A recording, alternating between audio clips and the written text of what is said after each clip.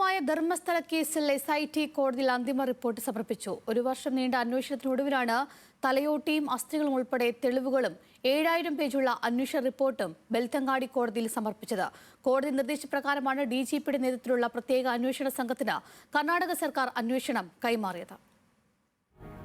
കർണാടകയിലെ ഉടുപ്പി ജില്ലയിൽപ്പെട്ട ബെൽത്തങ്ങാടി താലൂക്കിലെ ധർമ്മസ്ഥലയിൽ പ്രായപൂർത്തിയാകാത്ത പെൺകുട്ടികൾ ഉൾപ്പെടെ നിരവധി പേരുടെ മൃതദേഹങ്ങൾ കുഴിച്ചിട്ടുണ്ടെന്ന വെളിപ്പെടുത്തലിലാണ് SIT അന്വേഷണം പൂർത്തിയാക്കിയതും കോടതിയിൽ റിപ്പോർട്ട് സമർപ്പിച്ചതും.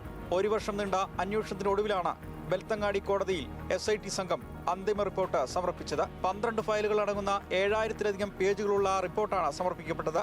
ഇതിനോടൊപ്പം വീഡിയോ മൊഴിയോടുകൂടിയ ഹാർഡ് ഡിസ്കും കോടതിയിൽ സമർപ്പിച്ചു. കേസിൽ 255 സാക്ഷികളുടെ മൊഴികൾ രേഖപ്പെടുത്തിയിട്ടുണ്ട്. ഒപ്പം ഫോറൻസിക് ലാബിലേക്ക് അയച്ച മനുഷ്യ തലയോട്ടികൾ, അസ്ഥികൂടങ്ങൾ, മൊബൈൽ ഫോണുകൾ, രേഖകൾ എന്നിവയുൾപ്പെട്ട എല്ലാ വസ്തുക്കളും SIT ഉദ്യോഗസ്ഥർ ബെൽത്തങ്ങാടി കോടതിയിൽ ഹാജരാക്കിയിട്ടുണ്ട്.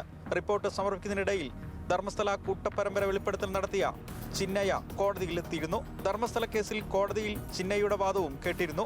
വാദം കേട്ട കോടതി ചിന്നയ്യയുടെ കേസ് ഓഗസ്റ്റ് 29-ലേക്ക് മാറ്റിയിട്ടുണ്ട്.